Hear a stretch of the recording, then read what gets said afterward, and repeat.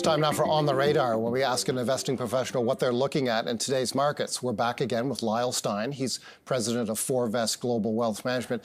To talk about, Lyle, the Canadian banks, you've brought us some data, as you always do.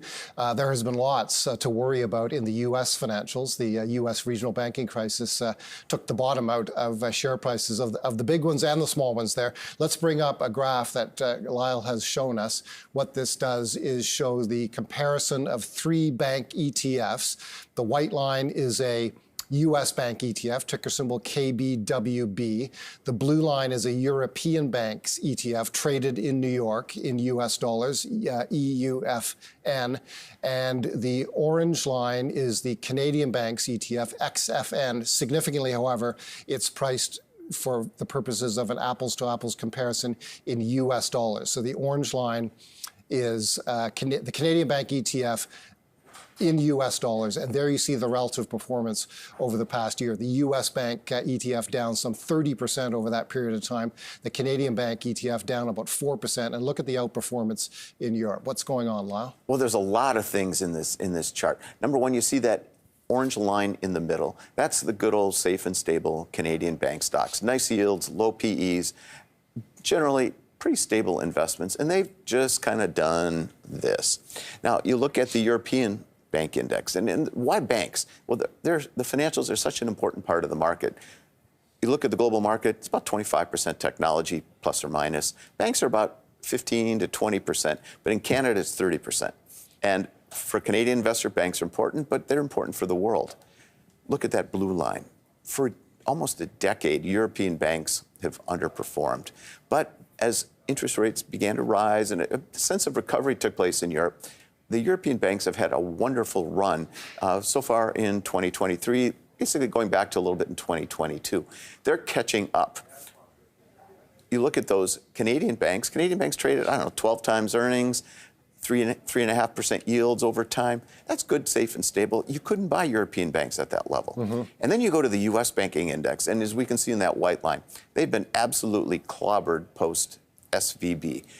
When we look at U.S. banks, and if you look at historically at those lines, U.S. banks always traded at a premium multiple to Canadian banks, a lower yield than Canadian banks, but now it's all changed.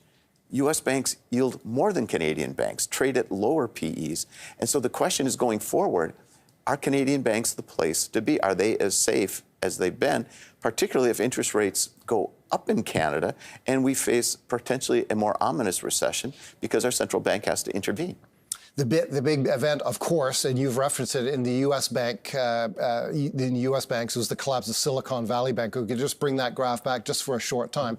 You can see that the U.S. banks were in positive territory until that crisis happened, and that has taken them deeply into negative territory. Do you think the U.S. regional banking crisis is over or is going to get better from here? It's hard to say it's over. I think there's going to be more pain. We're going to see a few more failures. I would be remiss to think that that wouldn't happen. But the reality is, if these regional banks, and there's many of them, we don't have them in Canada. We lost all of them back in the 80s when we lost the trust companies. Right. But they can't all fail. Something will happen, and there will be survivors. There'll be mergers, there'll be takeovers, and all the rest. I don't think the U.S. banking system is going to be like Canada and have 6. So the question you have to ask yourself, are they putting in a bottom? And when you see yields, on some banks are 5-6%, businesses are good. They're not lending to real estate in New York or San Francisco. They're in the core Midwest. These are not bad companies. They've been around for hundreds of years. So some will survive. It's not the end of the banking game. And so you got to ask yourself, as a long-term investor, when do you put a toe in the water? And we recently did. We bought some Huntington Bank shares in the U.S. with a nice yield and a ridiculously low PE. Interesting. Investors have understood that higher interest rates tend to be a positive for banks because they allow net interest margins to widen out. And we've seen that for some time now at the Canadian banks. But there's more to understanding banks and higher interest rates than just that, correct? Correct. And we talked about that briefly at the outset. The financialization of the world has made credit much more important. And the banks are the purveyors of credit. They sell credit. And now what the market is looking at, what analysts are looking at, is the quality of the credit that the banks are selling, in effect. And as interest rates go up, credit becomes a bigger and bigger risk to the banks, and that's what's coming home through SVBs and the like.